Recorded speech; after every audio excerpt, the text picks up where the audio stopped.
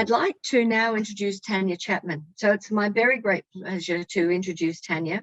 Tania is the General Manager Operations Sunraysia at Neutrano Produce Group and is driven by a passion for rural women to stand up to the challenges and become leaders in their communities and their industries.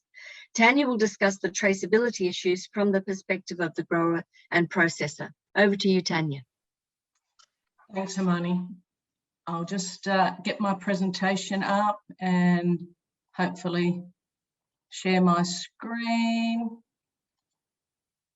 Can you just let me know if it comes up? Not quite, but it might be on its way. No? Not yet, no. All right, let me just have another go. Okay. That'd be right, worked perfectly before. It's the way things work. We can get Joe to show it if you like, and you can speak and just say next slide and he'll do that if you like. Yep, that will be fine, assuming that Billy does not want to play. All right, so Joe's putting it up onto the screen now. And just say when next slide and he'll follow your lead. No problem. So my presentation, a little different to the others in that I don't focus on the technical. I will focus on our company and why we value traceability and why I think it's so important.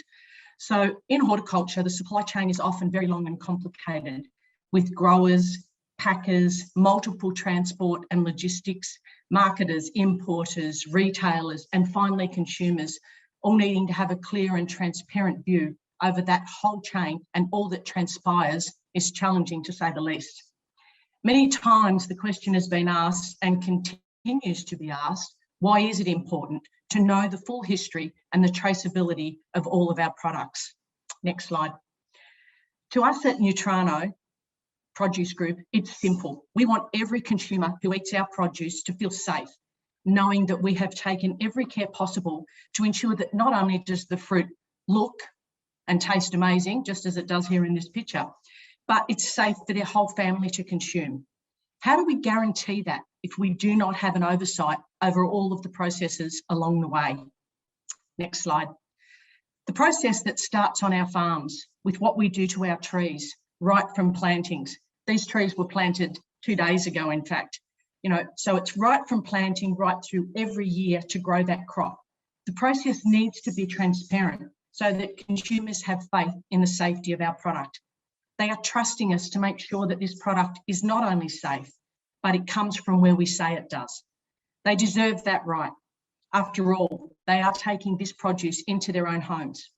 We only buy our trees from reputable nurseries who only source their budwood from accredited industry budwood scheme, or we grow them ourselves on site. Next slide. Harvest time can be very hectic for us. At times we may be picking up to 1,000 bins a day off multiple sites on our own farms, let alone the third-party fruit that comes into our shed.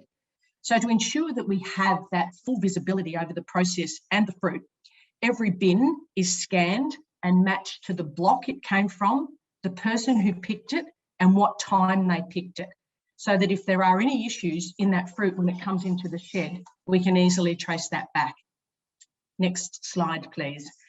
As bins are tipped into the packing line, we can trace how those bins are packed out. Are they packed into crates for a retailer or a carton destined for Amsterdam? Some will be a collection of outputs, depending on the size, grade, and quality. Next slide. Our traceability system allows us to track the fruit in bin numbers, and then the fruit out in pallet numbers. Every carton or tray or bin that leaves our shed has a label on it, and that label identifies where the fruit came from, how it's been treated in our packing shed. And those labels will vary from country to country, and indeed customer to customer, depending on the information they also require. And this year we're now doing different coloured labels for different local retailers. Next slide. For every export shipment that leaves our shed, we keep a sample on site, stored at the same conditions as the outgoing produce would be enduring on its journey. This allows us to monitor how the fruit is travelling, making sure that we treated it correctly so that it is still in optimum condition when it reaches our valued customer and ultimately that valued consumer. Next slide. There are so many sellers in the marketplace, so many brands for consumers to choose from. To achieve sustainability and thus longevity in the market, you have to have a brand that the consumer can have faith in and look to buy every time they shop. So the produce not only has to look and taste the part, the brand has to stack up, but also be protected. And to us at Nutrano, it's not only our Nutrano brand that we strive to protect and must protect, it is brand Australia. Australian farmers rely heavily on our export markets, and without these crucial markets, many of our farmers would not still be on the land. And whilst that would be devastating for those farmers, their families, and rural communities, it's also a bad outcome for consumers. Less competition means less choice and thus can drive higher prices. It is for these reasons that we are Global Gap accredited, HACCP, SQF, HARPS and SEDEX. They're all very important to our company. That brand protection can also come under pressure from those people trying to gain leverage off those brands. Counterfeiting has become a popular way of demanding premium prices for lesser grade fruit in our export markets. Next slide. The thing about farmers is they know what they know. They know how to grow great produce. They don't like to get caught up in things that take them away from doing what it is they love, growing food to feed the world. To me, that's where I see the true value in the gift, a very easy to follow guide that doesn't take them away from their true passion and what they know how to do.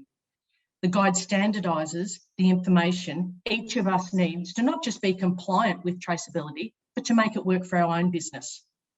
Being generic, it fits so much of our homegrown produce. Let's never forget that Australia grew up on the backbone of family farms. This hasn't changed. Yes, we have seen a greater emergence of corporate farming enterprises, but this gift or guide, I see it more as a gift because it doesn't matter what size your operation is, you can make it work for you. In these ever-changing times, this is so crucial. Technology changes almost daily. So what good is a guide if it can't be utilised with this new and emerging technologies?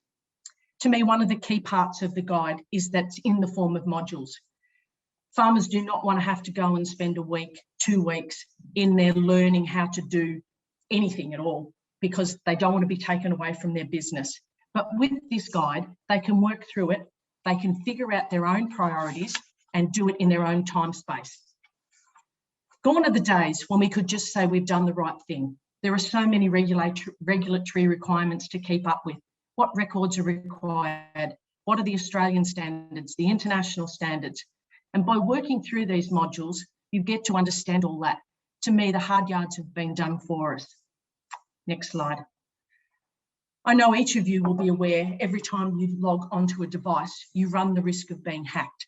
Cybersecurity is something that very few of us totally understand the depth of. But what we do know is digital technologies are being increasingly adopted in modern supply chains. This brings many benefits, such as the ease of data sharing amongst our trading partners, access to that product-related data when we need it, and end-to-end traceability. It also helps end users to have product-specific data and to make more informed decisions when purchasing. However, the interconnection of trade partners using this digital technology brings cyber threats really to the spotlight, with the potential to leak the business data, disrupt business operations, and provoke losses. Not every farmer or logistics company, or indeed many of our SMEs, have an IT team or specialist on call or on the payroll to work through these threats and understand how to mitigate them. The guide can help us with each of the layers and the common threats in those layers. Unless we understand and acknowledge the threats, we cannot devise a way to protect ourselves.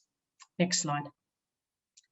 Whilst Australia is a small part of global food production, it is a very important part, especially to the Australian economy, who relies heavily on the export of Australian products, and to the Australian population, who expect to be able to purchase safe food to feed their families.